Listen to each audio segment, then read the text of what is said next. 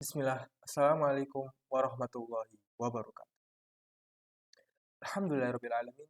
Segala puji bagi Allah Subhanahu wa Ta'ala yang telah mengutus para rasul sebagai pembawa petunjuk dan rahmat bagi seluruh alam. Salawat dan salam semoga tercurah kepada Nabi kita Muhammad Sallallahu Alaihi Wasallam, kepada keluarga, para sahabat dan seluruh pengikut beliau hingga hari kiamat. Di antara pokok akidah Islam yang agung adalah beriman kepada para rasul. Keimanan ini bukan sekedar mengenal nama-nama mereka, tetapi memahami hakikat kedudukan mereka, sifat-sifat mereka, serta batasan dalam memuliakan mereka. Banyak penyimpangan dalam sejarah agama terjadi karena manusia salah memahami posisi para nabi dan rasul. Maka muncul pertanyaan penting, mengapa Allah memilih manusia tertentu menjadi rasulnya? Apa yang membedakan mereka dari manusia lainnya? Dan bagaimana sikap yang benar terhadap mereka agar tidak meremehkan dan tidak perlu berlebihan? Untuk menjawab pertanyaan ini, mari kita sejenak menyimak video penjelasan dari Ustadz Abdullah Roy Hafizahullah. Sebelum kita melanjutkan ke penjelasan, saya ingin menyampaikan sedikit pemaparan pengenalan siapa beliau sebagai pemateri dari video berikut. Beliau adalah Roy Grafika Penataran, doktor di bidang akidah yang menempuh pendidikan S1, S2, dan S3 di gelar Universitas Islam Madinah dan lulus dengan predikat mumtaz. Beliau juga pernah menjadi pengajar tetap kajian berbahasa Indonesia di Masjid Nabawi pada periode 2013 hingga 2017.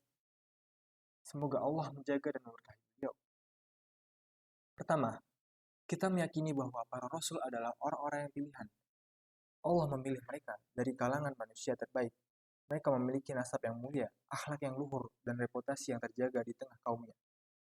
Kerasulan adalah murni pilihan Allah, bukan hasil usaha atau ambisi manusia. Allah menyebutkan bahwa Dia memilih dari kalangan manusia para rasul.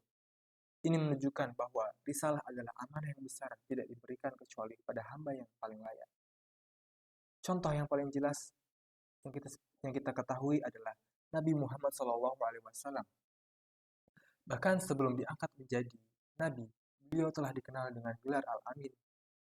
Kaum Quraisy mempercayai beliau dalam urusan harta dan amanah. Tidak pernah mereka mendapati beliau berdusta.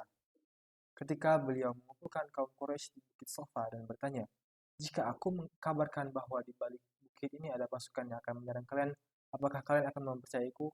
Mereka menjawab, "Kami tidak pernah mendapati kau berdusta." Ini adalah fondasi dakwah beliau. Kejujuran dan kemuliaan akhlak menjadi bukit bahwa risalah yang beliau bawa bukan kedustaan. Kedua, para rasul adalah manusia. Mereka bukan malaikat dan bukan makhluk yang memiliki sifat ketuhanan. Mereka makan, minum, menikah, memiliki anak, mengalami sakit, dan akhirnya wafat. Nabi Ayub diuji dengan penyakit yang berat. Nabi Ibrahim memiliki anak Ismail dan Ishak. Nabi Nuh dan Nabi Lut memiliki keluarga. Bahkan sebagian nabi dibunuh oleh kaumnya. Sebagaimana disebutkan tentang Bani Israel yang membunuh para nabi tanpa alasan yang benar. Allah menegaskan bahwa Muhammad hanyalah seorang rasul, dan para rasul sebelumnya telah berlalu. Mereka mengalami kematian sebagaimana manusia lainnya. Yang membedakan mereka dari manusia biasa hanyalah satu hal, wahyu.